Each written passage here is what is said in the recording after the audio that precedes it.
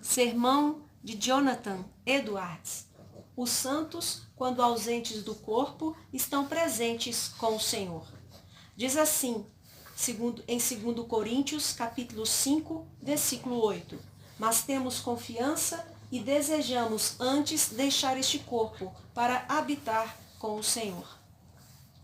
O apóstolo Paulo apresenta uma razão porque ele continuava com tamanha coragem e firmeza, imóveis em meio a tantas labutas, sofrimentos e perigos a serviço do Senhor. Sua atitude fazia com que seus inimigos, os falsos mestres entre os coríntios, o reprovassem por estar fora de si, impulsionado por um tipo de loucura. Na parte final do capítulo precedente, o apóstolo informa aos coríntios cristãos que a razão de ele agir assim era porque ele cria firmemente nas promessas que Jesus fizera aos seus servos fiéis, de uma futura recompensa gloriosa e eterna. Ele sabia que essas aflições presentes eram leves e momentâneas em comparação àquele muito excelente e eterno peso de glória. Neste capítulo, ele prossegue insistindo na razão de sua firmeza, no sofrimento e exposição à morte na obra do ministério, até chegar ao estado mais feliz que esperava desfrutar depois da morte. Este é o tema do meu texto, sobre o qual faremos algumas observações. O grande privilégio futuro de estar presente com Cristo, fato que o apóstolo esperava desfrutar. As palavras no original significam habitar com Cristo no mesmo país ou cidade ou fazer uma casa com Cristo. O tempo em que o apóstolo gozaria este privilégio, isto é, quando ele estaria ausente do corpo. Ele quer dizer a mesma coisa em Filipenses capítulo 1, versículo 22 e 23. Mas se o viver na carne me der fruto da minha obra, não sei. Então, o que devo escolher? Mas de ambos os lados estou em aperto, tendo desejo de partir e estar com Cristo, porque isso é ainda muito melhor. O valor que o apóstolo deu a este privilégio era tão grande que por esta causa ele escolheu estar ausente do corpo. Ele estava propenso, ou, como a palavra corretamente significa, lhe era mais agradável partir da vida presente e de todos os seus prazeres no interesse de possuir este grande benefício. O benefício que o apóstolo já desfrutava pela fé e esperança deste futuro privilégio, ou seja, que ele recebeu coragem, garantia e constância de mente de acordo com a significação própria da palavra que é traduzida por termos confiança. O apóstolo está dando a razão dessa fortaleza e estabilidade mental inabalável com as quais ele passou por extremas labutas, sofrimentos e perigos que menciona neste discurso, de forma que no meio de tudo isso ele não desfalecia, não ficava desencorajado, mas tinha luz constante e apoio, força e consolo interiores. Por isso, não desfalecemos, mas, ainda que o nosso homem exterior se corrompa, o interior, contudo, se renova dia a dia, segundo Coríntios capítulo 4, versículo 16. O mesmo pensamento é expresso mais particularmente nos versículos 8 a 10 do mesmo capítulo. Em tudo somos atribulados, mas não angustiados, perplexos, mas não desanimados, perseguidos, mas não desamparados, abatidos, mas não destruídos, trazendo sempre por toda parte a mortificação do Senhor Jesus no nosso corpo, para que a vida de Jesus se manifeste também em nossos corpos. No capítulo 6, versículos 4 a 10, lemos: Antes, como ministros de Deus, tornando-nos recomendáveis em tudo, na muita paciência, nas aflições, nas necessidades, nas angústias, nos açoites, nas prisões, nos túmulos, nos trabalhos, nas vigílias, nos jejuns, na pureza, na ciência, na longanimidade, na benignidade, no Espírito Santo, no âmago não fingido, na palavra da verdade, no poder de Deus, pelas armas da justiça, à direita e à esquerda, por honra e por desonra, por infâmia e por boa fama, como enganadores e sendo verdadeiros, como desconhecidos, mas sendo bem conhecidos, como morrendo e eis que vivemos, como castigados e não mortos, como contristados, mas sempre alegres, como pobres, mas enriquecendo a muitos, como nada tendo e possuindo tudo. Entre as muitas observações úteis que podem ser extraídas do texto neste momento, me deterei somente naqueles que se acham mais claramente diante de nós nessas palavras. A alma dos santos, quando ausente do corpo pela morte, está presente com Cristo. Os santos vão estar com Cristo nos seguintes aspectos. Os santos irão habitar com a natureza humana glorificada de Cristo no mesmo domicílio abençoado. A natureza humana de Cristo ainda está em existência. Cristo ainda continua e continuará por toda a eternidade sendo Deus e homem. Sua natureza humana subsiste, não só a alma, mas o corpo também. Seu corpo ressuscitou dos mortos e este mesmo corpo foi exaltado e glorificado à mão direita de Deus. Aquele que estava morto, hoje vive para sempre. Há um lugar, uma determinada região da criação exterior, onde Cristo foi e permanece. Este lugar é o céu dos céus, um lugar além de todos os céus visíveis. Ora isto, ele subiu, que é senão que também antes tinha descido às partes mais baixas da terra? Aquele que desceu é também o mesmo que subiu acima de todos os céus para cumprir todas as coisas. Efésios capítulo 4, versículo 9 e 10. É o mesmo lugar que o apóstolo chama de terceiro céu, segundo Coríntios capítulo 12, versículo 2, computando o céu aéreo como o primeiro céu, o céu estrelado como o segundo e o céu mais alto como o terceiro. Este é o domicílio dos anjos santos. Eles são chamados os anjos dos céus, Mateus capítulo 24, versículo 36. Os anjos nos céus, Marcos capítulo 12, versículo 25. Os anjos que estão no céu, Marcos capítulo 13, versículo 32. Está escrito que os seus anjos nos céus sempre veem a face de meu Pai que está nos céus, Mateus capítulo 18, versículo 10. Em outros lugares, vemos os anjos diante do trono de Deus ou a rodear seu trono no céu e de lá enviados descendo com mensagens para este mundo. É para lá que as almas dos santos são conduzidas quando morrem. Ela não fica num domicílio separado do céu superior, mas fica guardada em um lugar de descanso até o dia do julgamento. Este lugar, que uns chamam de Hades, dos felizes, mas que na realidade vai diretamente para o céu. Esta é a casa dos santos, sendo a casa de seu Pai. Eles são peregrinos e estrangeiros na terra, e esta é a outra e melhor pátria para a qual estão viajando. Hebreus capítulo 11, versículo 13 ao 16. Esta é a cidade à qual eles pertencem, a nossa cidade. Cidadania, como significa corretamente a palavra, está nos céus. Filipenses capítulo 3, versículo 20.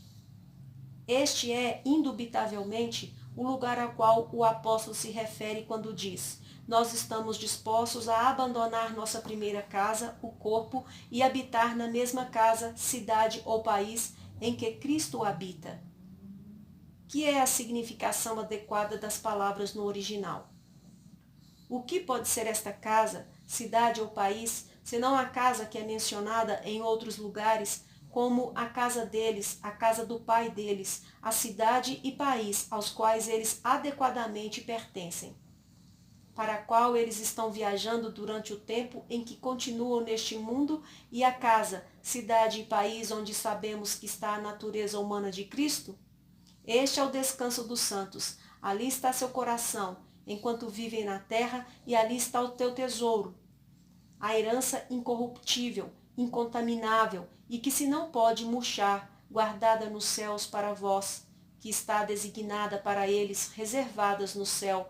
1 Pedro, capítulo 1, versículo 4. Eles nunca têm descanso adequado e pleno até que cheguem ali.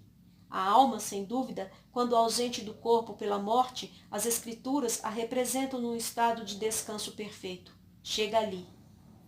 Os dois santos, Enoque e Elias, que deixaram este mundo para, sem morrer, entrarem no descanso em outro mundo, foram para o céu.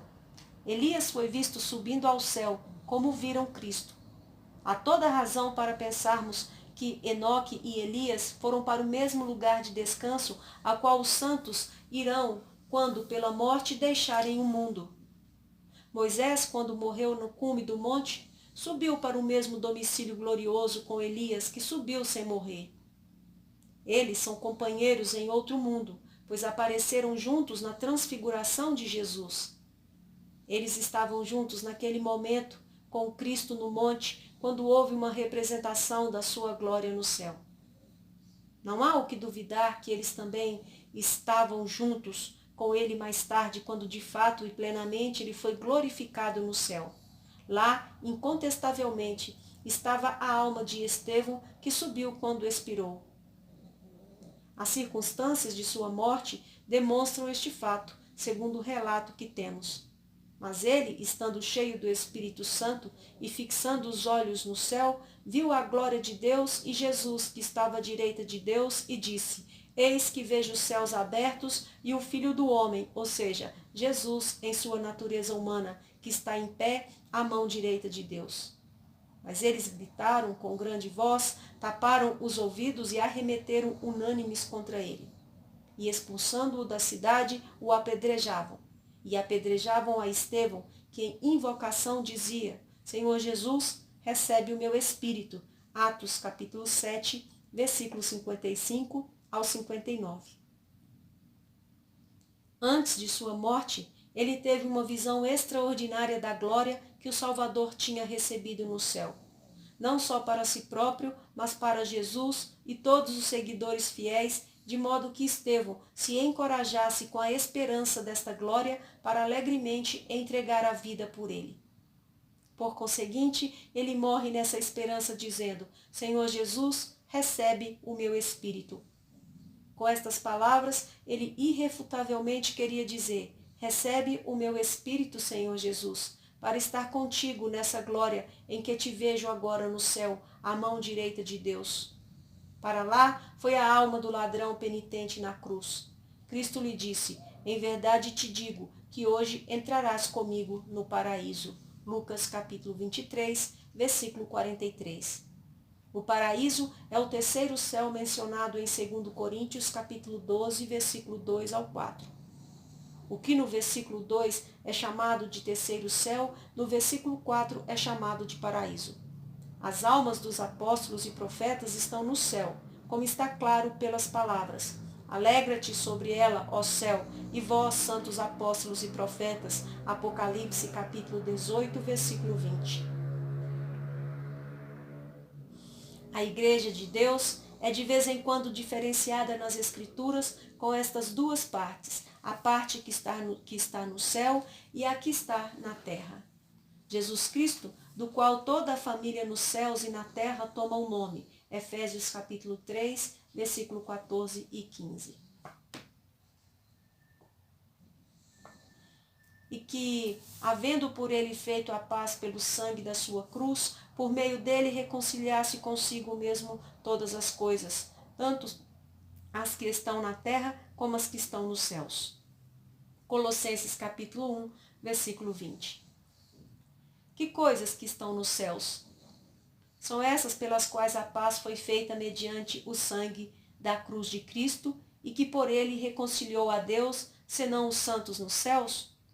Do mesmo modo, lemos sobre Deus tornar a congregar em Cristo todas as coisas na dispensação da plenitude dos tempos, tanto as que estão nos céus como as que estão na terra. Efésios capítulo 1, versículo 10.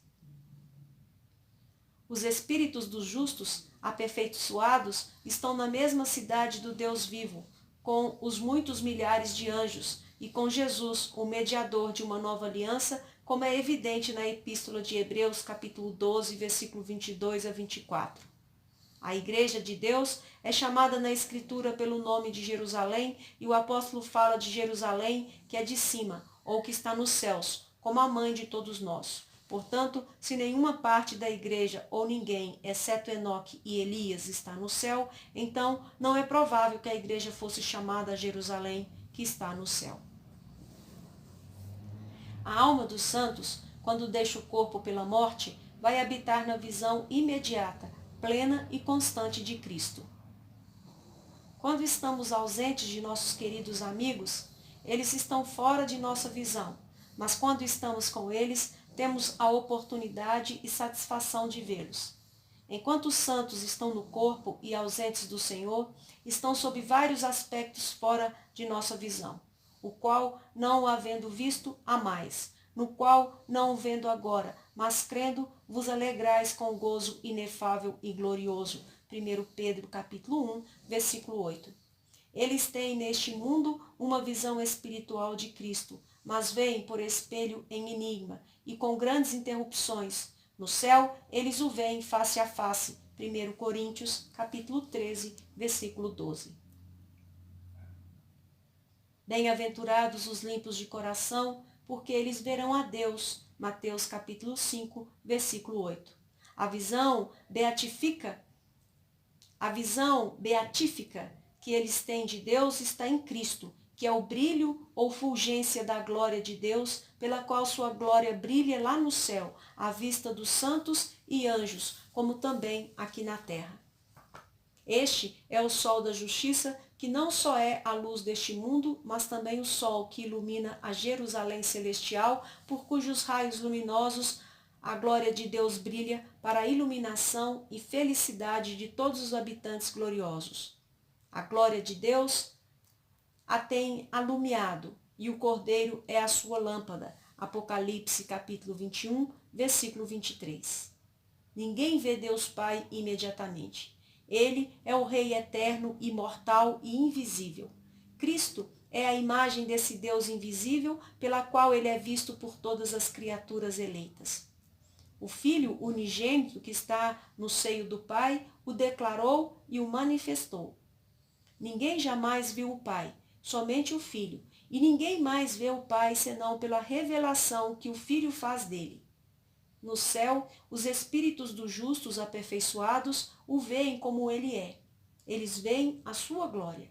Eles veem a glória de sua natureza divina, que consiste em toda a glória da deidade, a beleza de todas as suas perfeições, seu todo-poderoso poder e majestade, sua sabedoria, santidade e graça infinitas. Eles veem a beleza de sua natureza humana glorificada e a glória que o Pai lhe deu como Deus homem e mediador. Para este fim, Jesus desejou que os santos estivessem com ele, para que vissem sua glória. João capítulo 17, versículo 24. Quando a alma dos santos deixa o corpo para estar com Cristo, ela vê a glória da obra da redenção que os anjos desejam bem atentar. Os santos no céu têm a visão mais clara da profundidade insondável da sabedoria e conhecimento de Deus e das demonstrações mais brilhantes da pureza e santidade de Deus que aparecem nessa obra. Eles veem de maneira muito mais clara do que os santos que estão aqui, qual seja a largura e o comprimento, e a altura e a profundidade, e conhecer o amor de Cristo, que excede todo entendimento. Efésios capítulo 3, versículo 18 e 19. Como eles veem a riqueza e glória indizíveis da graça de Deus, assim eles entendem claramente o amor eterno e imensurável de Cristo por eles em particular. Em resumo, eles veem tudo em Cristo, o que tende a acender e satisfazer o amor da maneira mais clara e gloriosa, sem escuridão ou ilusão, sem impedimento ou interrupção.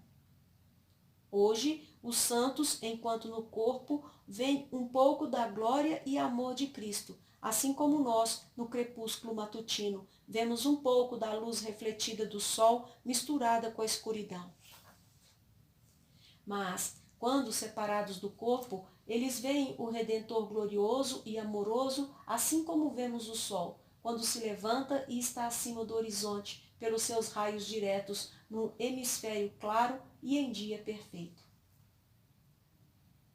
A alma dos santos, quando ausente do corpo, vai estar com Jesus Cristo à medida que são levados a uma conformidade perfeita com Cristo e união com Ele.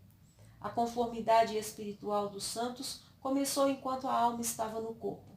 Aqui, refletindo como um espelho a glória do Senhor, ela é transformada de glória em glória na mesma imagem como pelo Espírito do Senhor, segundo Coríntios, capítulo 3, versículo 18. Mas quando a alma do cristão o vê como ele é no céu, então ela se torna como ele. Essa visão perfeita aniquila todos os requisitos da deformidade e dessemelhança pecadora, assim como toda a escuridão é aniquilada diante do pleno resplendor da luz meridiana do sol. É impossível que o menor grau de obscuridade permaneça diante de luz tão notável. Assim, é impossível que o menor grau de pecado e deformidade espiritual permaneça diante da visão notável da beleza espiritual e glória de Cristo, como a que os santos desfrutam no céu. Quando eles veem o sol da justiça sem nuvens, eles mesmos brilham com o sol e serão como sóis sem mancha. Então Cristo apresenta os santos para si mesmo em beleza gloriosa, sem mácula, sem ruga, nem coisa semelhante, mas santa e irrepreensível. Efésios capítulo 5, versículo 27. Portanto, a união dos santos com Cristo é aperfeiçoada. Esse processo também é iniciado neste mundo. A união relativa é iniciada e aperfeiçoada imediatamente quando a alma aceita Jesus pela fé. A verdadeira união, que consiste na união do coração e do afeto, é iniciada neste mundo e aperfeiçoada no seguinte. A união do coração do crente com Cristo é iniciada quando o coração é atraído a Cristo pela primeira descoberta de sua excelência divina na conversão. Consequentemente, estabelece-se uma união vital com Cristo, por meio da qual o crente se torna um ramo vivo da videira verdadeira, vivendo pela comunicação da seiva e líquido vital do tronco e da raiz, membro do corpo místico de Cristo, que vive pela comunicação das influências vitais e espirituais da cabeça e pela participação da própria vida de Cristo. Mas enquanto os santos estão no corpo, há grande distância remanescente entre Cristo e eles.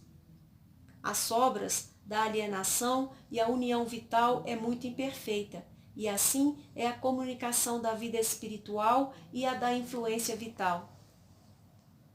Há muito entre Cristo e os crentes que os mantém separados. Muito pecado residente, muita tentação, um corpo de molde pesado e delicado, um mundo de objetos carnais para manter afastada a alma de Cristo e dificultar uma coalescência perfeita.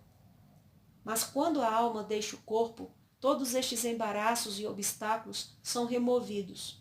Todo o muro de separação é derrubado, todo o impedimento é retirado do caminho e toda a distância acaba. O coração é completa e totalmente atraído, e de modo firme e eterno unido a Cristo mediante uma visão perfeita da sua glória. A união vital é levada à perfeição. A alma vive perfeitamente em Cristo, sendo perfeitamente cheia com seu espírito e animada por sua influência vital, vivendo como se fosse somente pela vida de Cristo, sem quaisquer resquícios da morte espiritual ou da vida carnal. A alma dos santos está com Cristo desfrutando uma comunicação e convivência gloriosa e imediata com Ele. Enquanto estamos presentes com nossos amigos, temos a oportunidade de convivência livre e imediata com eles, a qual não temos quando ausentes. Por causa da comunicação muito mais livre, perfeita e imediata com Cristo, desfrutada pelos santos quando ausentes do corpo, eles são representados adequadamente a estar presentes com Ele. O intercurso mais íntimo torna-se a relação na qual os santos firmam-se em Jesus Cristo e, sobretudo, torna-se a reunião perfeita e gloriosa para a qual eles serão levados com Ele ao céu. Eles não são meramente seus servos, mas amigos. João capítulo 15, versículo 15. Irmãos e amigos, Salmo 122, versículo 8. Eles são a esposa de Cristo. Eles são desposados ou noivos de Cristo enquanto no corpo, mas quando vão para o céu, eles entram no palácio do rei, chega a hora do casamento com ele e o rei os faz entrar em suas recâmaras. Eles vão morar com Cristo para sempre, a fim de desfrutar a relação mais perfeita com ele. Cristo, quando estava neste mundo, relacionou-se da maneira mais amigável com os discípulos e permitiu que um deles se inclinasse no seu seio. Mas eles terão a permissão muito mais completa e livre de se relacionar com ele no céu. Embora Cristo esteja ali num estado de exaltação gloriosa, reinando na majestade e glória do soberano Senhor e Deus do céu e da terra, dos anjos e homens, essa condição não impedirá a intimidade e liberdade do intercurso, mas antes a promoverá. Ele foi exaltado não só para si mesmo, mas para eles. Ele foi entronizado nesta glória de ser o cabeça sobre todas as coisas no seu interesse, para que sejam exaltados e glorificados. Quando eles forem para o céu, onde ele está, serão exaltados e glorificados com ele, e não serão mantidos na mais horrível distância de Cristo, mas admitidos mais próximos em uma maior intimidade. Eles estarão indizivelmente mais aptos para essa situação. Cristo estará em circunstâncias mais adequadas para lhes dar esta bem-aventurança. A visão da grande glória do seu amigo e redentor não vai lhes infundir temor respeitoso e mantê-los à distância, deixando-os com medo de se aproximarem. Pelo contrário, com mais vigor os atrairá, os animará, os enredará à liberdade santa. Eles saberão que ele é o seu redentor e amigo amado, o mesmo que os amou com um amor agonizante e pelo seu sangue os remiu para Deus. Sou eu, não temais. Mateus capítulo 14, versículo 27. Não temas, eu sou o que vive, fui morto, mas eis que aqui estou vivo. Apocalipse capítulo 1, versículo 17 e 18. A natureza desta glória de Cristo que eles verão será tão notável que os seduzirá e os encorajará, pois eles não só verão a majestade e grandeza infinitas, mas também a graça, condescendência, gentileza e doçura infinitas, iguais à sua majestade. Ele aparece no céu como o leão da tribo de Judá, Apocalipse capítulo 5, versículo 5, e também como o cordeiro que está no meio do trono. Este cordeiro será o pastor que os apacentará e lhes servirá de guia para as fontes das águas da vida. Apocalipse capítulo 7, versículo 17. A visão da majestade de Cristo não lhes causará terror, mas só servirá para exaltar o prazer e a surpresa. Quando Maria Madalena estava a ponto de abraçar Jesus, cheia de alegria por vê-lo vivo depois da crucificação, Jesus a proibiu que o fizesse naquele momento, porque ele ainda não tinha ascendido. Disse-lhe Jesus, Maria, ela voltando, disse-lhe, Rabone, que quer dizer mestre. Disse-lhe Jesus, não me detenhas, porque ainda não subi para o meu Pai, mas vai para meus irmãos e dizes que eu subo para meu Pai e vosso Pai, meu Deus e vosso Deus. João capítulo 20, versículo 16 e 17. Foi como se ele tivesse dito, não é este o tempo e o lugar para essa liberdade que o teu amor deseja de mim. Isso está designado para o céu depois de minha ascensão. Eu vou para lá e vós, que sois meus verdadeiros discípulos, como meus irmãos e amigos, logo estarão lá comigo na minha glória. Então, não haverá restrição. Esse é o lugar designado para as expressões mais perfeitas de complacência, estima e prazer, pleno de amor mútuo. Por conseguinte, Os santos no céu encontram Jesus manifestando essas riquezas infinitas de amor para com eles, as quais existem desde a eternidade, e eles podem expressar o amor que têm por ele de maneira infinitamente melhor do que quando estavam no corpo. Eles comerão e beberão abundantemente, nadarão no oceano de amor e serão eternamente engolfados pelos raios incalculavelmente luminosos, brandos e doces do amor divino, recebendo eternamente essa luz, sendo eternamente cheios e rodeados com ela, e para sempre refletindo-a de volta à fonte. A alma dos santos, quando deixa o corpo pela morte, vai estar com Cristo, sendo recebida em uma comunhão gloriosa com Cristo e na sua bem-aventurança.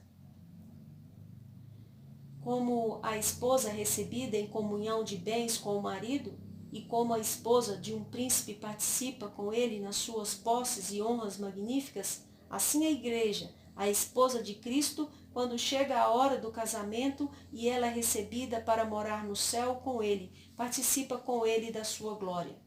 Quando Cristo ressuscitou dos mortos e tomou posse da vida eterna, não o fez na qualidade de pessoa privada, mas como o cabeça público de todo o povo redimido. Ele tomou posse desse direito para eles, como também para si, e os vivificou juntamente com Cristo, e os ressuscitou juntamente com ele. Efésios capítulo 2, versículos 5 e 6. Quando ele ascendeu ao céu e foi exaltado à grande glória, também o foi na qualidade de pessoa pública. Ele não só tomou posse do céu para si, mas também para seu povo, como o precursor e cabeça, a fim de que eles também ascendessem e se assentassem nos lugares celestiais em Cristo Jesus.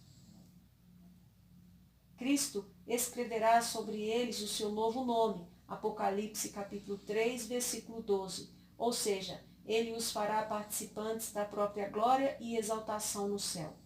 O novo nome é a nova honra e glória com o Pai, com que o Pai o investiu quando ele o colocou à sua mão direita, como ocorre com um príncipe quando promove qualquer indivíduo a nova dignidade no reino e lhe dá um novo título. Cristo e os santos serão juntamente glorificados. Romanos capítulo 8, versículo 17. Os santos no céu têm comunhão ou participação em comum com Cristo na sua glória e bem-aventurança no céu nos seguintes aspectos.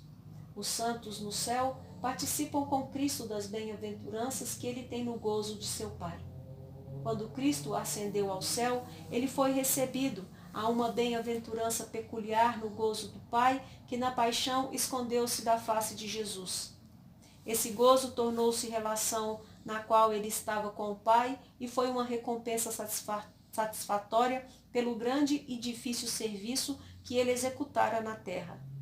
Deus lhe mostrou o caminho da vida e o trouxe à sua presença, onde há abundância de alegrias, para se assentar à sua mão direita, onde há satisfação eterna, como está escrito no Salmo 16, versículo 11. O Pai o fez abençoado para sempre. Ele o encheu de gozo com o seu semblante, Salmo 21, versículo 6. Os santos, através da união com Cristo, participam da relação filial dele com o Pai e são herdeiros com ele da felicidade no gozo do Pai, como está indicado pelo apóstolo Paulo em Gálatas capítulo 4, versículo 4 ao 7. A esposa de Cristo, em virtude de suas bodas com o Filho unigênito de Deus, é participante da relação filial dele com Deus e se torna filha do Rei, Salmo 45, versículo 13. E assim participa com seu marido divino no gozo de seu Pai. Temos essa promessa implícita nas palavras de Cristo ditas a Maria, em João capítulo 20, versículo 17. Assim, os servos fiéis de Cristo entram no gozo do seu Senhor e a alegria de Cristo permanece neles, de acordo com as palavras de Cristo registradas em Mateus capítulo 25, versículo 21 a 23 e João capítulo 15, versículo 11. Cristo, desde a eternidade, está no âmago do Pai como o objeto da sua amabilidade infinita. Nele está a felicidade eterna do Pai.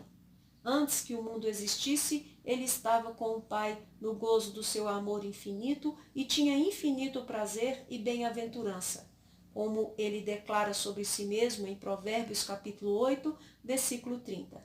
Então eu estava com ele e era seu aluno, e era cada dia as suas delícias, folgando perante ele em todo o tempo.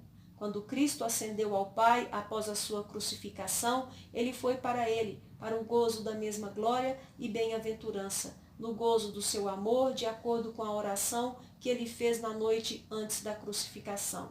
E agora glorifica-me tu, ó Pai, junto de ti mesmo, com aquela glória que tinha contigo antes que o mundo existisse. João capítulo 17, versículo 5.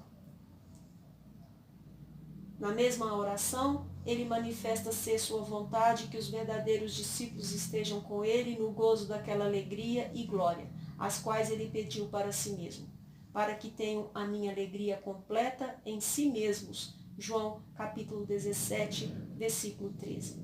E eu dei-lhes a glória que a mim me deste. João capítulo 17, versículo 22.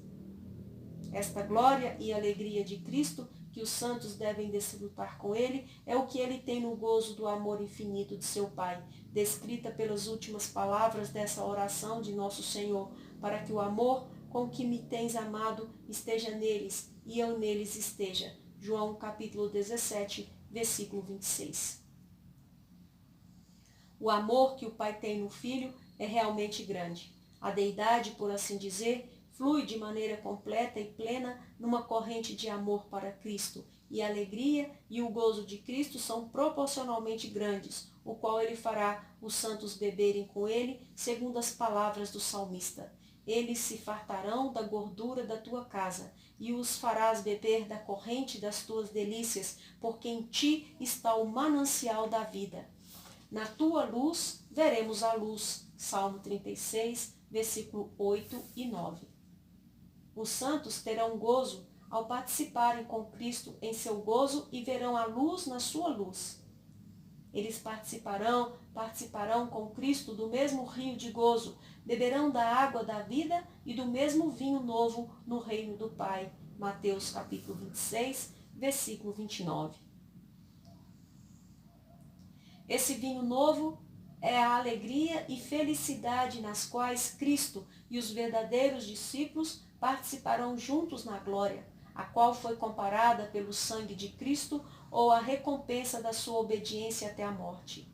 Cristo, em sua ascensão ao céu, foi recebido à mão direita do Pai, no gozo do seu amor, como recompensa por sua obediência até a morte.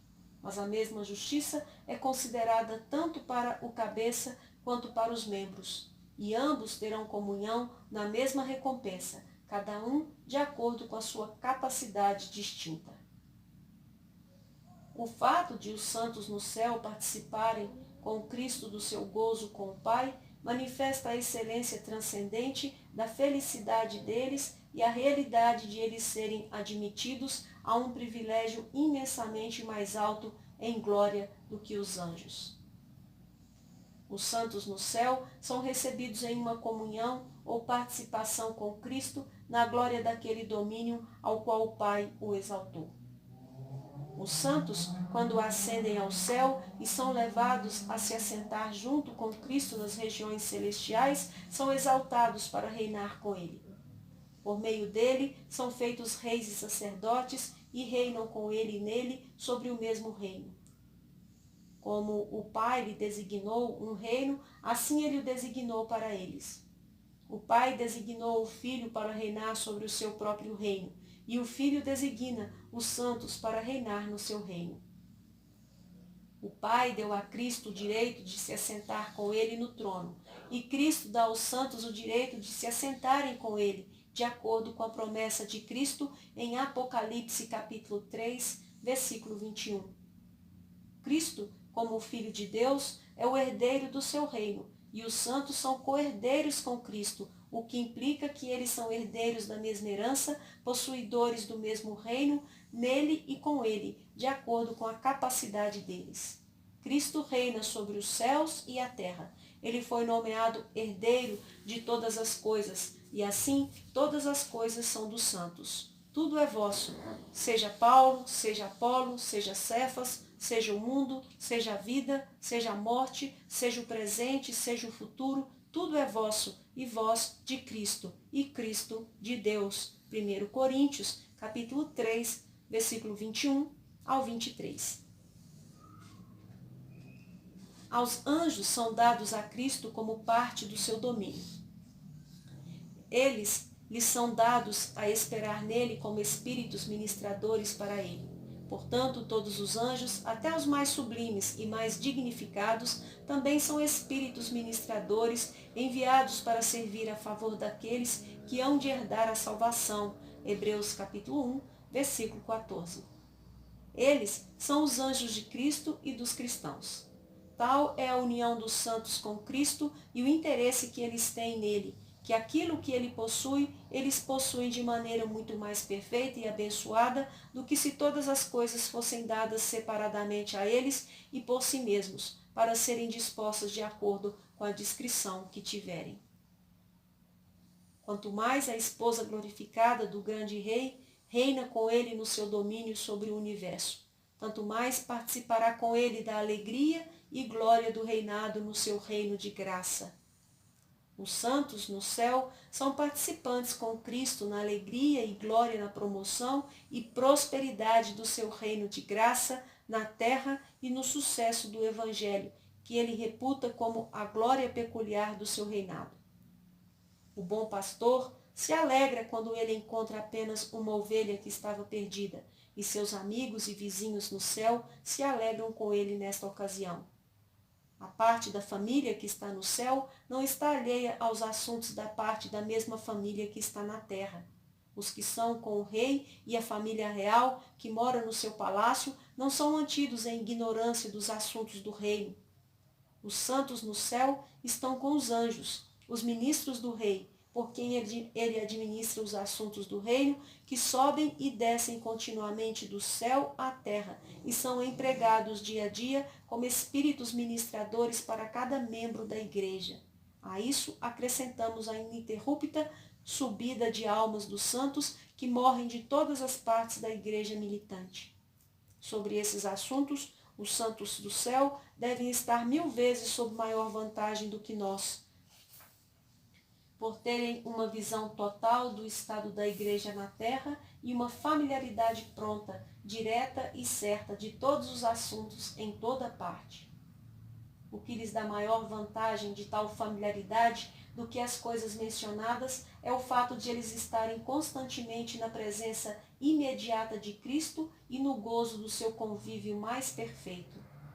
Ele é o rei que administra todos esses assuntos e tem conhecimento absoluto e perfeito deles.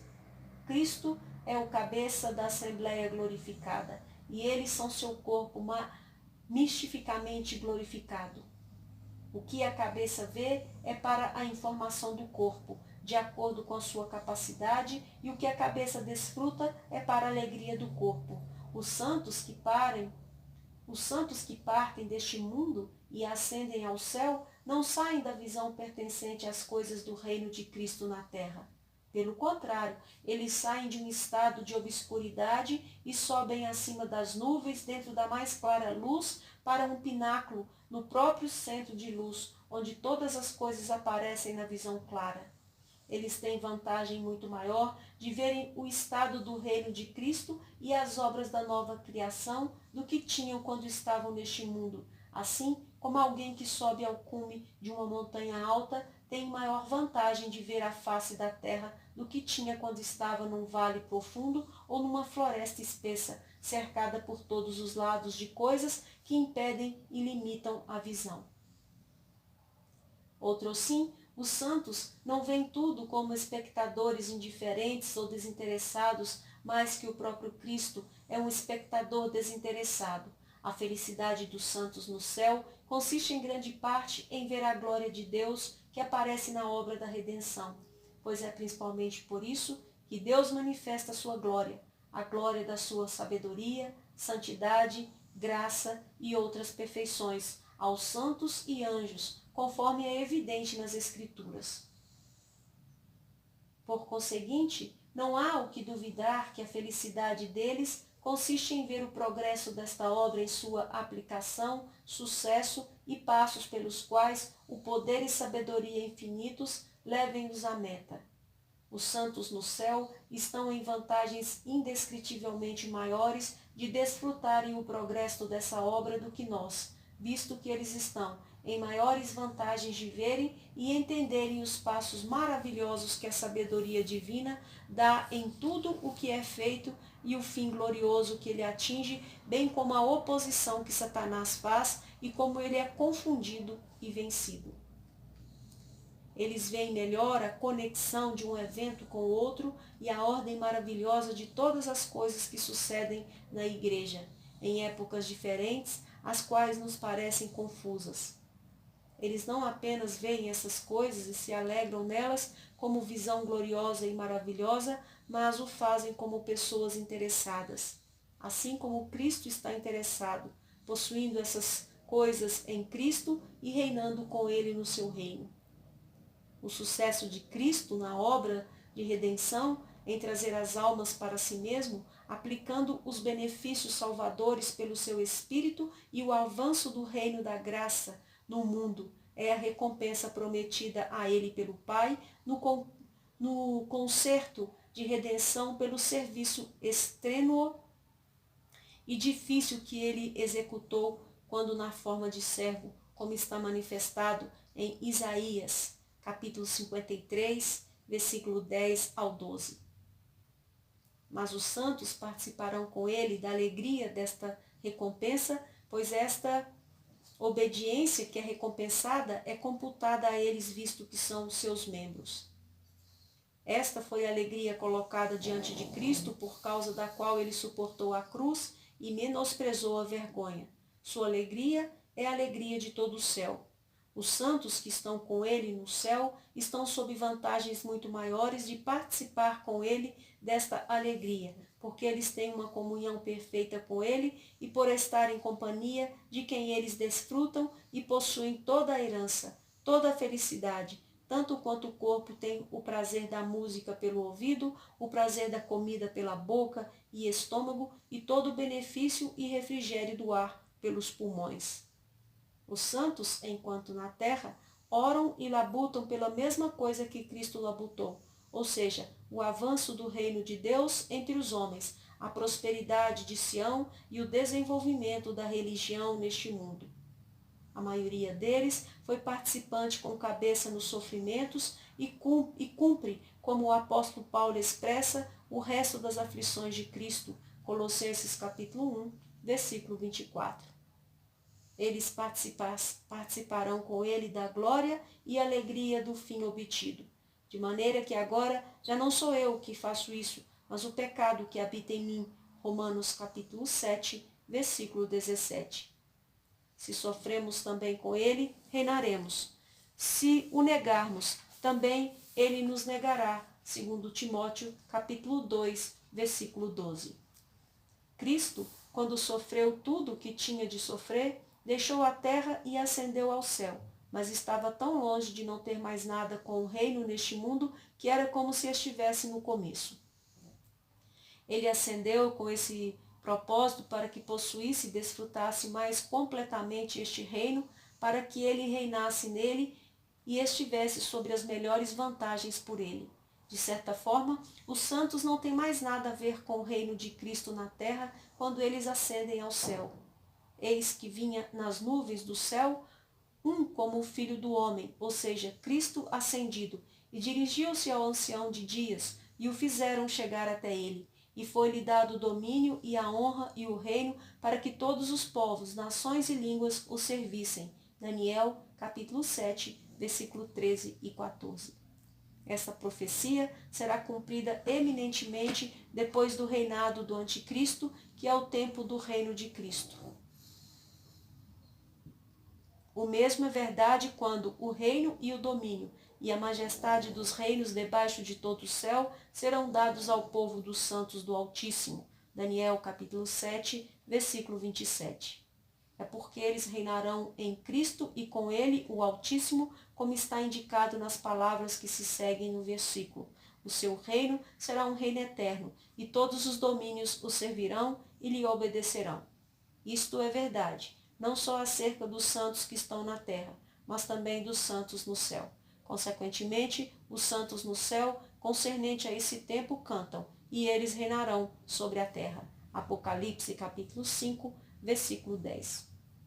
De acordo com este assunto, está escrito que quando o tempo supramencionado chegar, os santos que em outras épocas sofreram com Cristo reinarão com ele, como se lhes tivessem sido dadas nova vida e alegria naquela bendita ressurreição espiritual, a ressurreição da Igreja de Deus na terra. Bem-aventurados os mansos, os que humilde e pacientemente sofrem com Cristo e por ele, porque eles herdarão a terra. Mateus capítulo 5, versículo 5. Os santos reinarão na terra com Cristo. Cristo é o herdeiro do mundo e quando o tempo designado do reino chegar, sua herança lhe será dada. E os mansos, que são os co-herdeiros, herdarão a terra. O lugar no Antigo Testamento, de onde as palavras são tiradas, leva a sua verdadeira interpretação. Mas os mansos herdarão a terra e se deleitarão na abundância de paz. Salmo 37, versículo 11. Vemos que a referência nessas últimas palavras, abundância de paz, a paz e bem-aventurança dos últimos dias, quando nos satisfaremos comparando com essas palavras. Nos seus dias florescerá o justo, e abundância de paz haverá enquanto durar a lua. Salmo 72, versículo 7.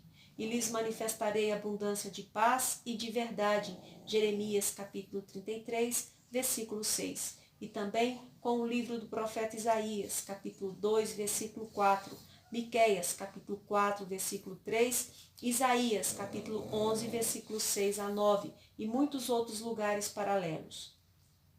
Os santos no céu estarão com Cristo reinando sobre as nações e na glória do seu domínio naquele tempo, como estarão com ele na honra de julgar o mundo nos últimos dias. A promessa de Cristo aos discípulos, Mateus capítulo 19, versículo 28 e 29, diz respeito ao primeiro destes. Cristo promete aos discípulos que no futuro, quando na regeneração o Filho do Homem se assentar no trono da sua glória, também vos assentareis sobre 12 tronos para julgar as 12 tribos de Israel.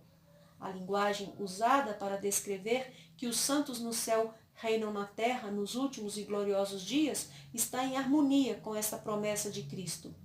Eu vi tronos, e assentaram-se sobre eles aqueles de quem foi dado o poder de julgar, e reinaram com Cristo. Apocalipse capítulo 20, versículo 4. A promessa de Mateus capítulo 19, versículo 29, tem seu cumprimento no mesmo tempo. E todo aquele que tiver deixado casas, ou irmãos, ou irmãs, ou pai, ou mãe, ou mulher, ou filhos, ou terras, por amor do meu nome, receberá 100 vezes tanto e herdará a vida eterna. Ou seja, no dia em que os santos herdarem a terra e reinarem sobre a terra, com todas suas bênçãos e coisas boas, será dada em grande abundância à igreja para ser possuída pelos santos. Eles receberão essas coisas neste mundo e na vida eterna futura. Os santos no céu participarão com Cristo do triunfo e glória dessas vitórias que ele obterá no futuro tempo glorioso sobre reis e nações do mundo, os quais são representados pela regência com vara de ferro e a quebra em pedaços de vasos do oleiro. Acerca disso, indubitavelmente, há referência. E ao que vencer e guardar até o fim as minhas obras, eu lhe darei poder sobre as nações, e com vara de ferro as regerá, e serão quebradas como vasos de oleiro, como também recebi de meu Pai. Apocalipse capítulo 2, versículo 26 e 27. No Salmo 149, versículo 5, diz: exultem os santos na glória, cantem de alegria no seu leito, ou seja, no seu estado separado depois da morte. Compare com Isaías 57, versículo 1 e 2. Estejam na boca dos santos os altos louvores de Deus e uma espada de 2 gumes na mão, para executar vingança nos pagãos e castigo no povo, para prender os reis com cadeias e os nobres com correntes de ferro, para executar neles o julgamento escrito. Esta honra tem todos os santos. Desta forma, quando Cristo aparecer cavalgando em vitória sobre o anticristo, os exércitos do céu o acompanharão em trajes de triunfo. Apocalipse capítulo 19, versículo 14. Quando o anticristo for destruído, os habitantes do céu e os santos apóstolos e profetas serão chamados para se alegrar. Apocalipse capítulo 18, versículo 20. Toda a multidão dos habitantes do céu, naquela ocasião, aparecerá para exultar e louvar a Deus com alegria excedente. Apocalipse capítulo 19, versículo 1 ao 8. Também está escrito que eles se alegrarão na ocasião da ruína do império dos ímpios nos dias de Constantino. Apocalipse capítulo 2, versículo 10. Observa-se em todas as visões daquele livro que os exércitos do céu aparecem tão envolvidos e interessados pelos acontecimentos pertencentes ao reino de Cristo, aqui embaixo, como os santos na terra. O dia do começo da glória dos últimos dias da Igreja é eminentemente o dia das bodas de Cristo, o dia da alegria do seu coração, quando, como o noivo se alegra com a noiva, assim ele se alegrará com a igreja. Então, todo o céu efusivamente se alegrará com ele. Assim diz Apocalipse, capítulo 19, versículo 7. Regozijemo-nos e alegremo-nos e demos-lhe glória, porque vindas são as bodas do Cordeiro e já a sua esposa se aprontou. Abraão desfrutará essas coisas quando acontecerem, as quais lhe foram prometidas antigamente, vistas por ele de antemão e nas quais se regozijou. Ele desfrutará o cumprimento da promessa de que todas as famílias da terra serão abençoadas na sua semente quando essa for completa. Todos os antigos patriarcas que morreram crendo nas promessas das coisas gloriosas a serem cumpridas neste mundo, sem terem recebido as promessas, mas vendo-as de longe e crendo nelas e abraçando-as. Hebreus capítulo 11, versículo 13. Desfrutam-nas de fato quando são cumpridas. Davi viu e desfrutou o cumprimento dessa promessa em seu devido tempo, e lhe fora feita muita sentença de anos antes, e era toda a sua salvação e todo o seu desejo. Daniel se levantará em sua sorte no fim dos dias, apontados por sua própria profecia. Os santos de outrora, que morreram na fé sem terem recebido a promessa, são aperfeiçoados e têm a fé coroada pelas coisas melhores realizadas nesses últimos dias do Evangelho, que eles veem e desfrutam em seus dias. As almas dos santos que partiram têm comunhão com Cristo em seu bem-aventurado e eterno trabalho de glorificar o Pai. A felicidade do céu consiste não só em contemplação e mero prazer passivo, mas em muita ação, em particular, servir ativamente e glorificar a Deus. Essas atividades são mencionadas expressamente como grande parte da bem-aventurança dos santos no estado mais perfeito. E ali nunca mais haverá maldição contra alguém. E nela estará o trono de Deus e do Cordeiro, e os seus servos o servirão. Apocalipse capítulo 22, versículo 3. Os anjos são como a chama de fogo no ardor e a atividade em servir a Deus. Os 4 animais geralmente se supõe que sejam anjos, dão continuamente louvor e glória a Deus, não descansando nem de dia nem de noite. Apocalipse capítulo 4, versículo 8.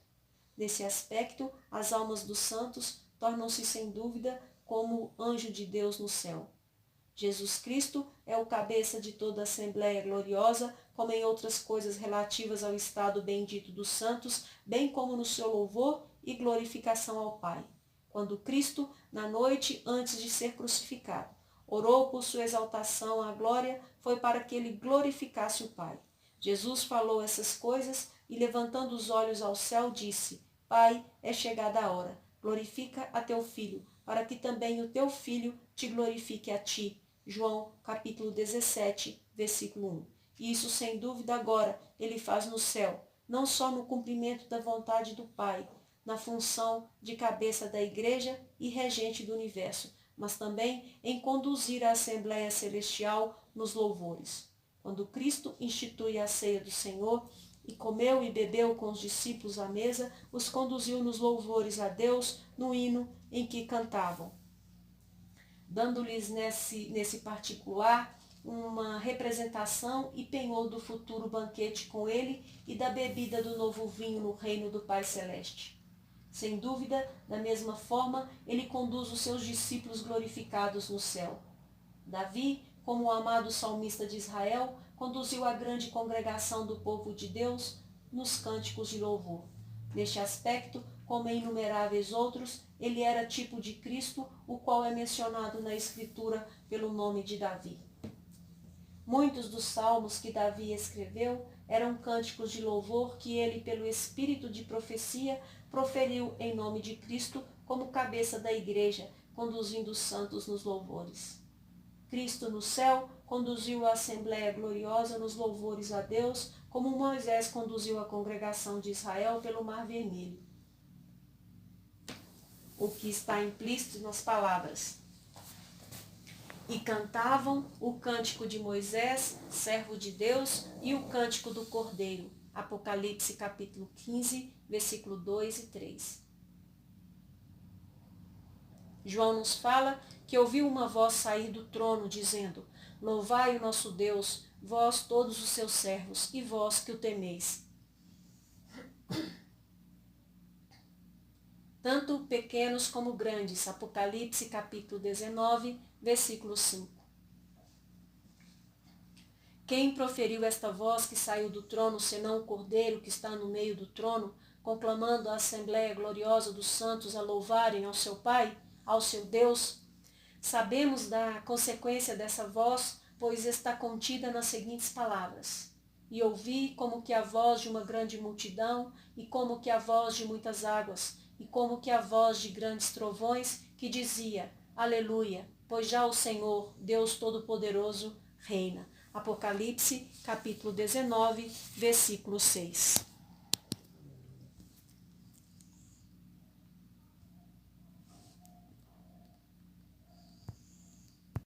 A aplicação do que foi dito em questão pode ser colocada na palavra exortação.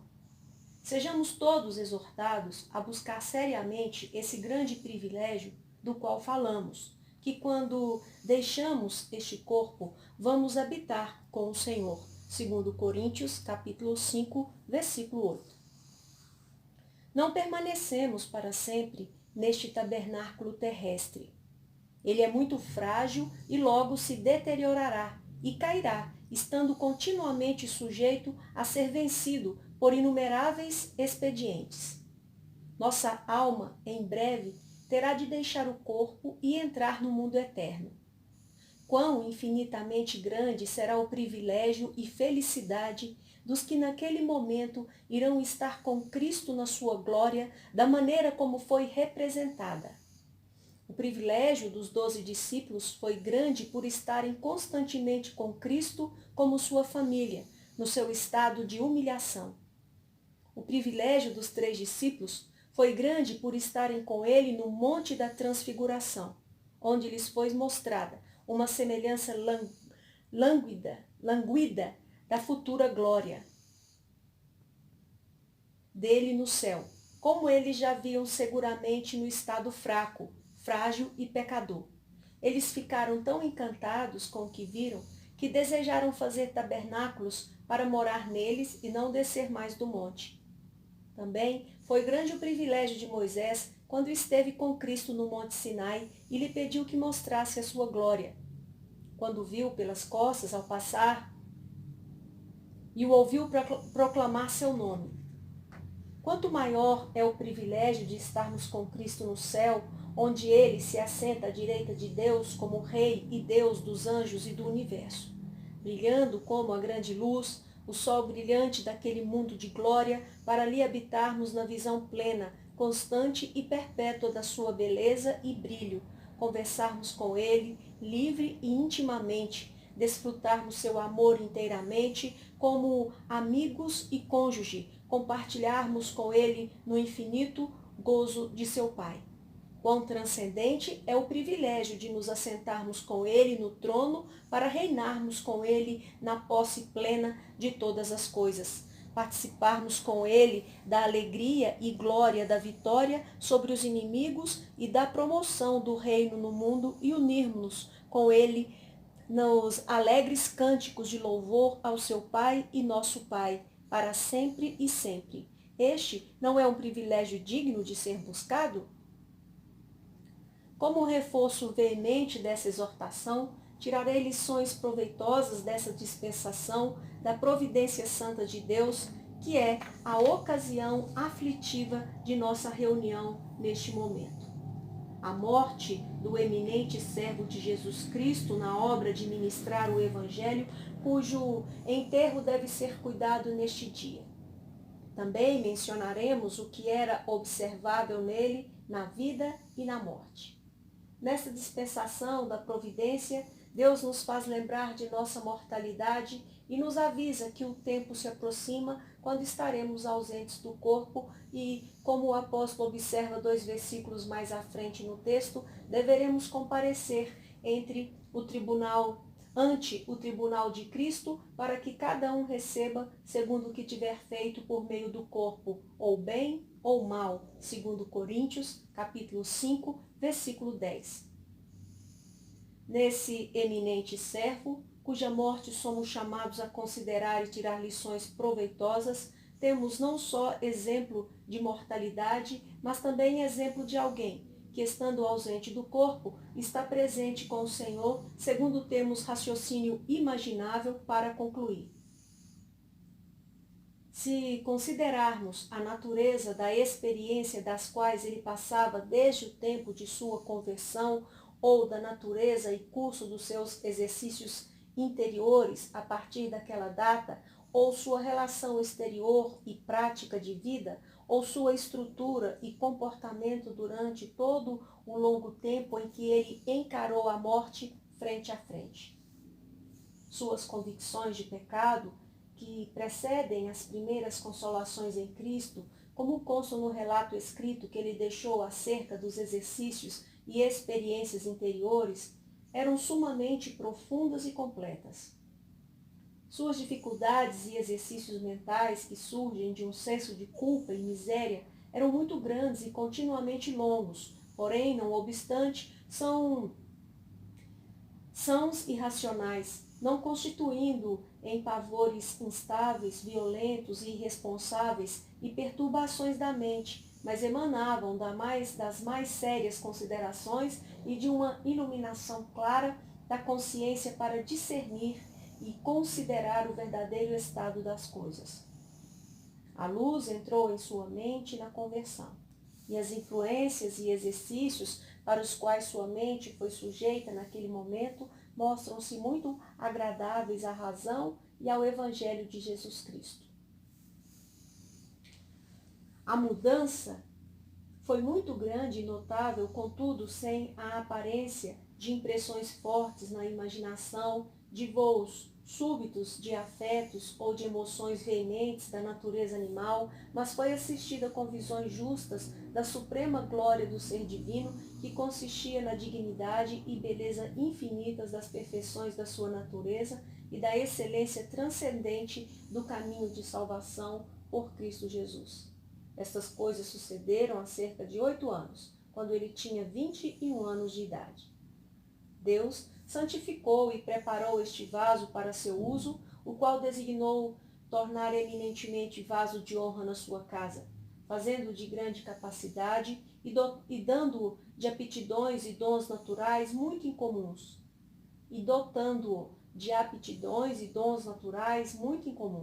Ele era exemplo singular de engenhosidade pronta, eloquência natural, expressão fluente, apreensão vivaz, discernimento rápido, memória forte, gênio penetrante, pensamento profundo e claro e julgamento perspicaz. Ele tinha um critério exato, sua compreensão era rápida, forte e distintiva.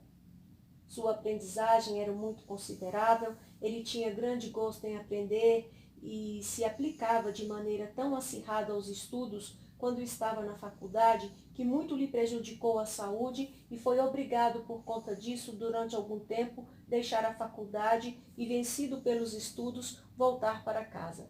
Ele era reputado alguém que excedia em aprendizagem naquela sociedade. Ele tinha conhecimento extraordinário das pessoas, como também das coisas, e perspicácia incomum da natureza humana. Excedia muitos que já conheci no poder de comunicar os pensamentos e tinha talento peculiar de se adequar às capacidades, temperamentos e circunstâncias daqueles a quem ele instruía ou aconselhava. Ele tinha dons extraordinários para o púlpito. Nunca tive oportunidade de ouvi-lo pregar, mas muitas vezes o ouvi orar. Acho que sua maneira de se dirigir a Deus e de se expressar diante dele era quase inimitável, fato que, na minha opinião, raramente vi igual. Ele se exprimia com propriedade e pertinência exatas em expressões significativas, fluentes e pungentes, com tamanha demonstração de sinceridade, reverência e solenidade e tão grande distância de toda afetação, quanto a esquecer a presença da audiência e estar na presença imediata de um grande e santo Deus, fato que poucas vezes vi semelhante. Seu modo de pregar, sobre o qual muitas vezes ouvi bons juízes se referirem, era não menos excelente, sendo claro, instrutivo, natural, vigoroso, comovente, penetrante e convincente.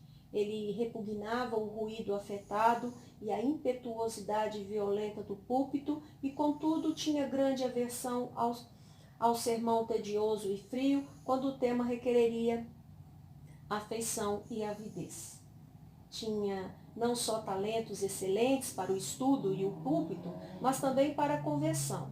Ele era de disposição sociável, notavelmente livre, divertido e proveitoso em seu discurso comum. Tinha também a faculdade de disputar, de defender a verdade e confundir o erro. Ele excedia no julgamento e conhecimento das coisas em geral, sobretudo da divindade. Era teólogo verdadeiramente extraordinário em suas posições, mas, acima de tudo, em assuntos relativos à religião experimental. Sobre isso, sei que tenho a opinião concordante de alguns que possuíam fama de pessoas do melhor julgamento.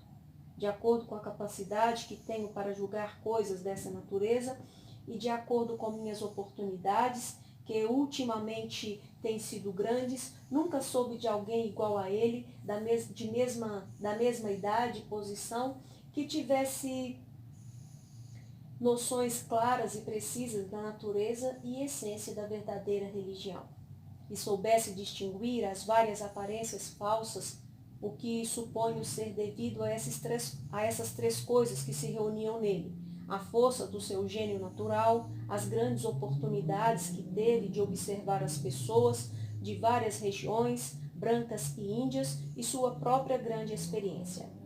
Suas experiências das influências santas do Espírito de Deus foram grandes não só na conversão, mas também continuaram num curso permanente. Este fato evidencia-se num diário que ele mantinha de seus exercícios interiores, cotidianos, desde a data em que se converteu até o momento em que ficou incapacitado por falta de forças poucos dias antes de morrer.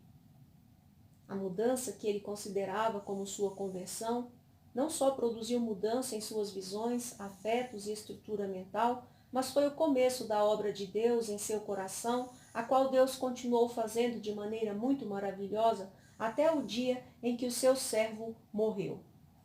Ele detestava o modo de vida de pessoas que agiam como se estivessem em suas primeiras obras e que a partir daí fossem instalados por graus numa estrutura fria, inanimada, negligente e mundana. Ele tinha opinião hostil da religião de tais pessoas. Suas experiências eram muito diversas de muitas coisas que para as multidões obtiveram reputação da mesma altura da experiência cristã. Sobre o tempo em que a falsa religião, que surge primariamente de impressões na imaginação, começou a aparecer na terra. Ele foi um tanto quanto iludido por pensar positivamente a respeito.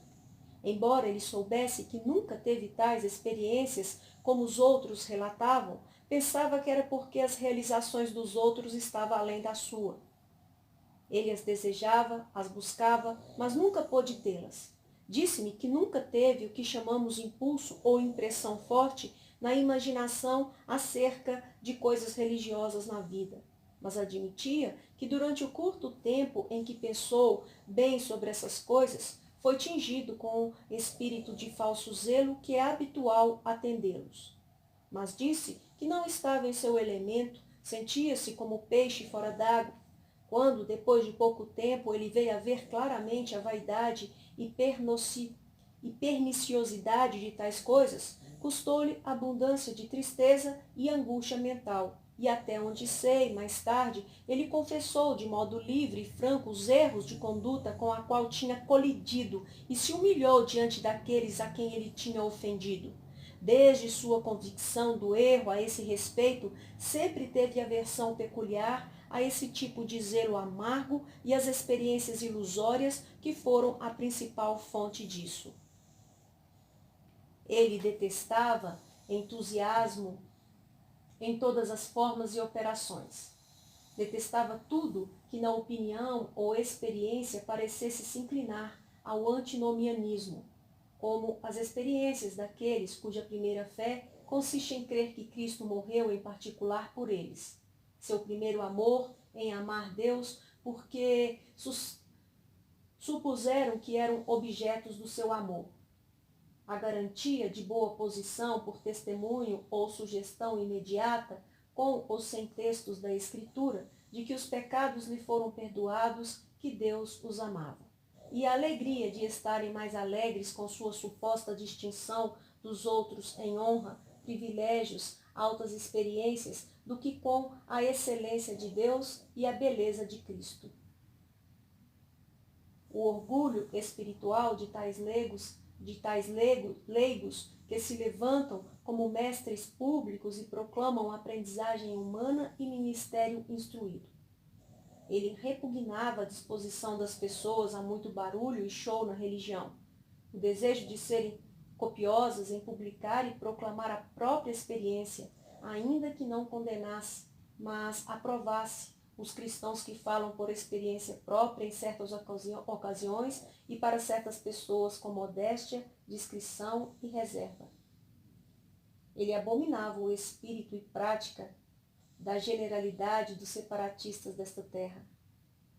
Eu ouvia dizer repetidamente que tinha sido muito semelhante a esse tipo de pessoa e em vários aspectos estava familiarizado com muitas delas.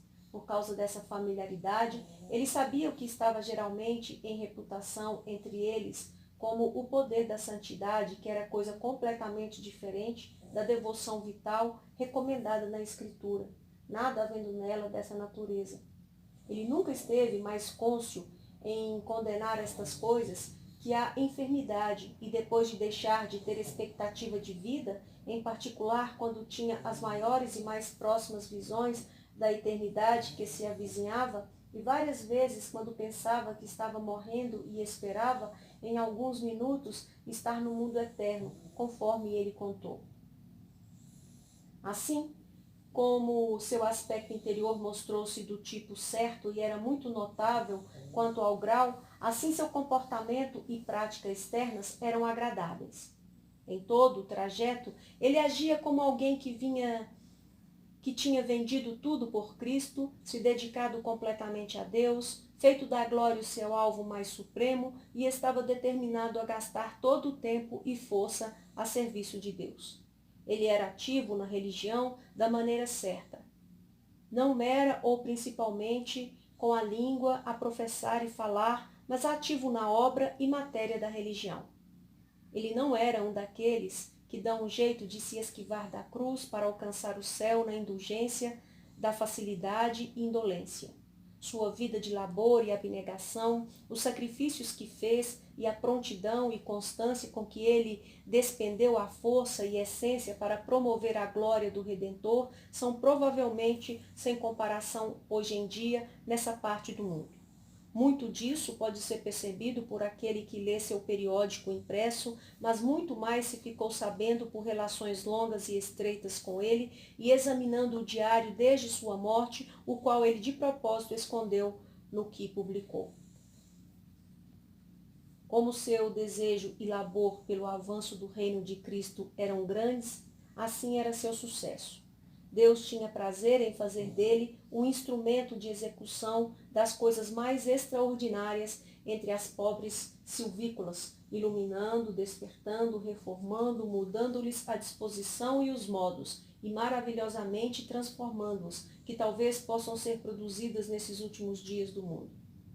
Temos um relato público disto em seus periódicos, redigidos por ordem da honrável Sociedade da Escócia que o empregou, os quais eu recomendaria a leitura cuidadosa de todos, para ter o prazer de inteirar-se das obras maravilhosas da graça de Deus e ler aquilo que peculiarmente tenderá a entreter e ganhar a mente cristã.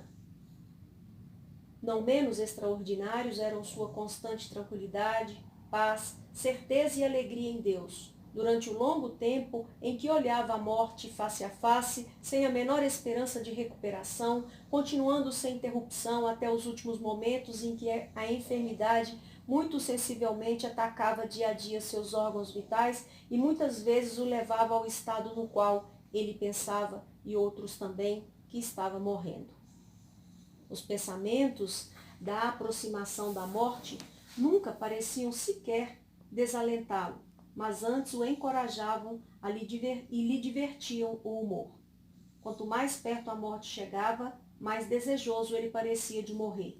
Pouco tempo antes de morrer, ele disse que a consideração do dia da morte e do dia do julgamento lhe tinha sido a muito peculiarmente agradável. Em outro momento, ele não podia senão pensar no encontro que haveria ao lançar tal carcaça pobre ao sepulcro. Parecia-lhe ser o jeito certo de dispô-lo. Ele usava frequentemente o epíteto glorioso quando falava do dia da morte, chamando-a aquele dia glorioso. Em uma manhã de sábado, 27 de setembro, sentindo incomum apetite por comida e considerando como sinal de aproximação da morte, ele disse que consideraria como favor se esse fosse o dia da morte, o qual há muito tempo ele almejava. Ele já tinha expressado o desejo de ver seu irmão mais uma vez, cujo retorno se esperava em Jesses. Mas, falando dele, ele disse: estou disposto a ir e nunca mais vê-lo. Não me importo com que parto, a fim de estar para sempre com o Senhor. Sendo-lhe perguntado naquela manhã como ele estava, respondeu: estou quase na eternidade. Deus sabe, desejo estar lá. Minha obra está feita. Não tenho nada mais a ver com todos os meus amigos. O mundo inteiro não é nada para mim. Na noite do dia seguinte, quando pensou estar morrendo e as pessoas temerem que o estivesse, ele só podia balbuciar sussurros entrecortados. Ele repetia muitas vezes a palavra eternidade, dizendo: logo estarei com os anjos santos. Ele virá, ele não demorará. Ele me contou certa noite, enquanto ia dormir: espero morrer nesta noite. E acrescentou: não tenho medo nenhum. Estou disposto a ir esta noite, se for a vontade de Deus. A morte é o que desejo. Às vezes, ele expressava algo como nada a fazer senão morrer, e está disposto a ir neste minuto, se for da vontade de Deus. Outras vezes, ele usava a expressão: porque sua carruagem demora tanto em vir? Ele parecia ter extraordinários exercícios de resignação à vontade de Deus. Certa vez ele me contou que tinha ansiado pelo derramamento do Espírito Santo de Deus, pelos tempos gloriosos da igreja e esperado que estivessem vindo. Ele teria estado disposto a estar vivendo nessa época para promover a religião, se essa tivesse sido a vontade de Deus. Mas disse ele: estou propenso que as coisas sejam como são. Nem por 10.000 mundos gostaria de fazer a escolha por mim mesmo.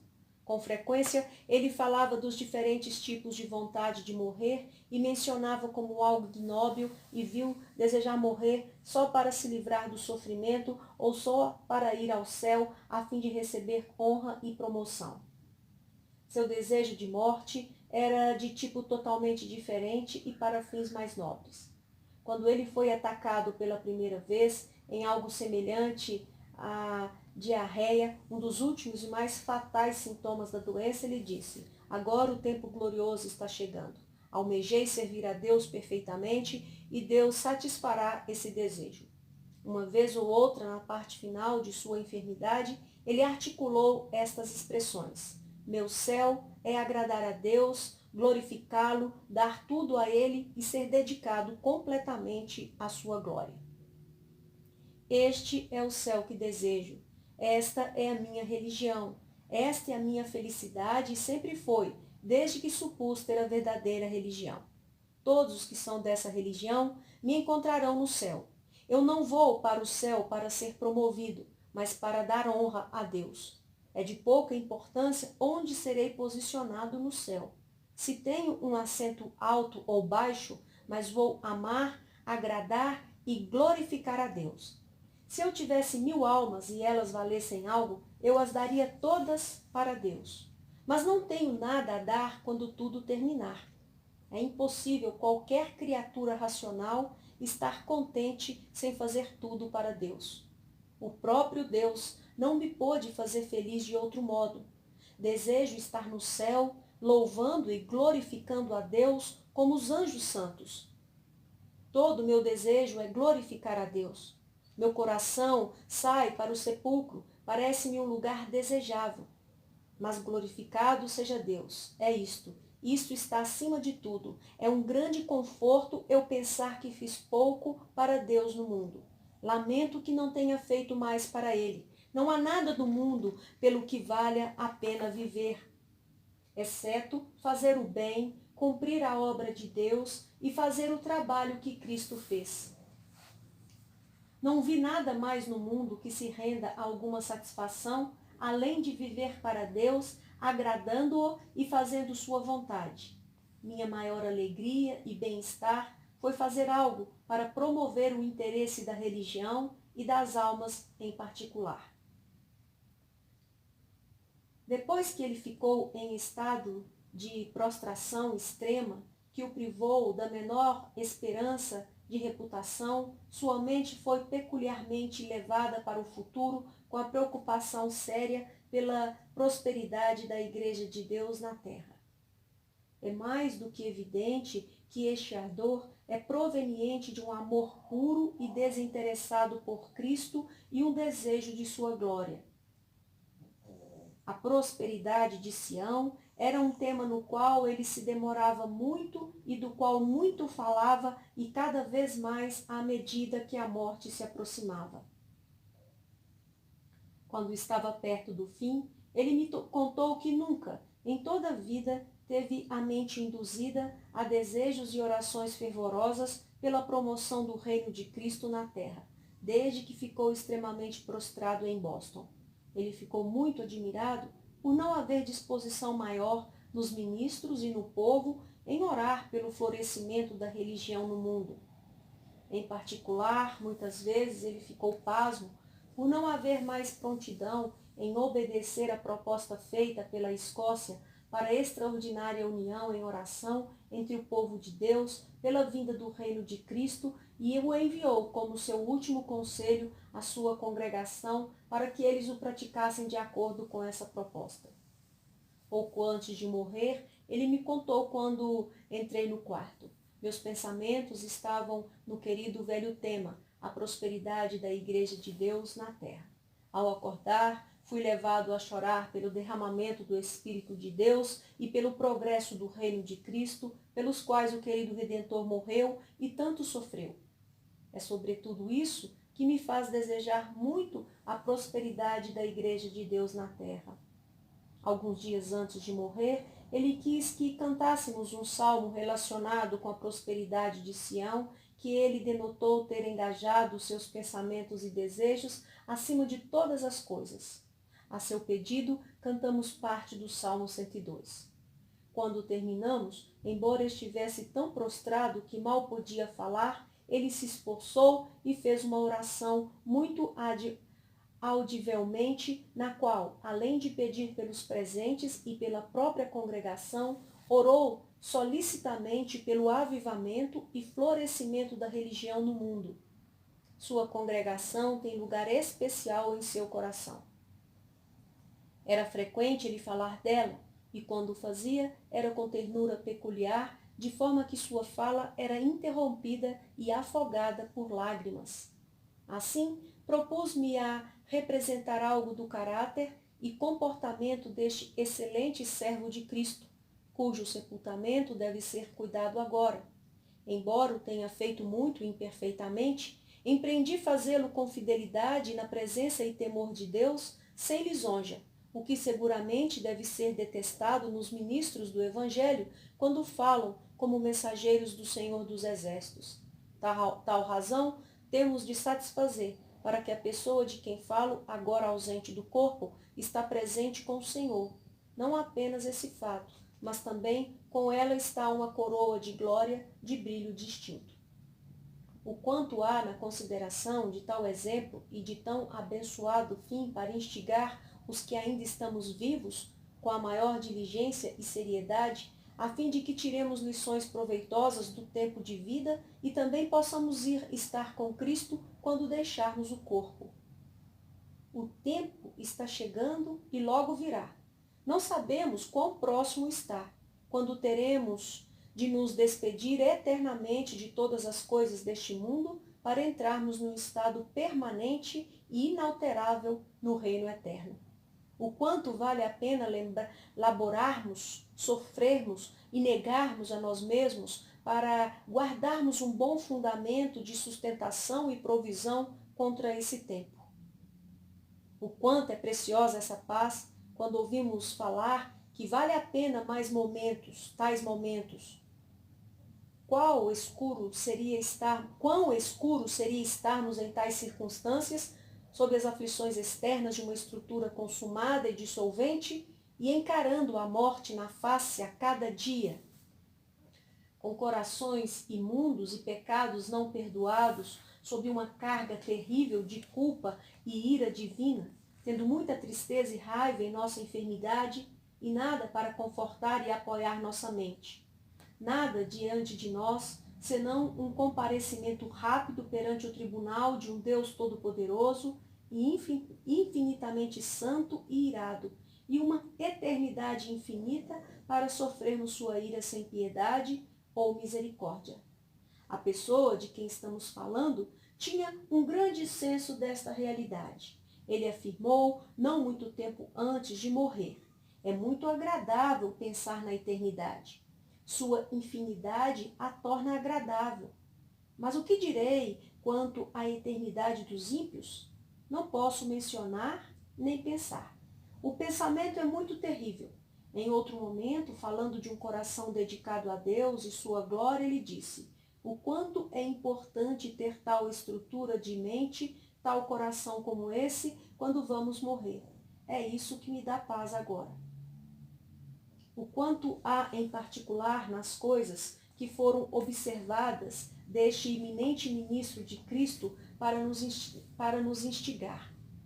Os que somos chamados para a mesma e grande obra do ministério do Evangelho, ao cuidado e esforços diligentes, a fim de que da mesma maneira sejamos fiéis em nosso trabalho, sejamos cheios com o mesmo espírito, animados com a mesma chama pura e ardente do amor a Deus e tenhamos o mesmo interesse sério em promover o reino e glória de nosso Senhor e Mestre e a prosperidade de Sião. Estes princípios o tornaram muitíssimo amado na vida e muito bem-aventurado no seu fim.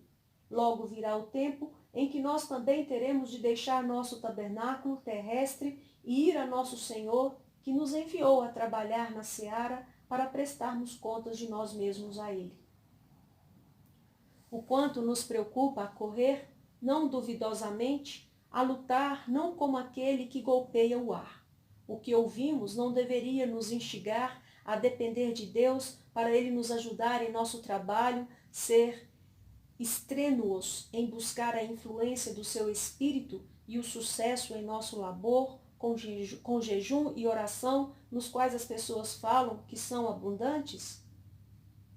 Estas práticas, por experiência própria de seus benefícios, ele recomendava avidamente no seu leito de morte a alguns candidatos ao ministério que estavam ao seu lado da cama. Ele falava muitas vezes da grande necessidade de os ministros terem bastante do Espírito de Cristo na obra e o quão pequenos eles são para fazer sem o Espírito. Quando os ministros estavam sob a influência especial do Espírito de Deus, ele os ajudou a atingir a consciência dos homens e, como ele o expressava, a manejá-la com as mãos, considerando que, sem o Espírito de Deus, dizia ele, qualquer razão e oratória de que fizermos uso, estaremos usando tocos em vez de mãos.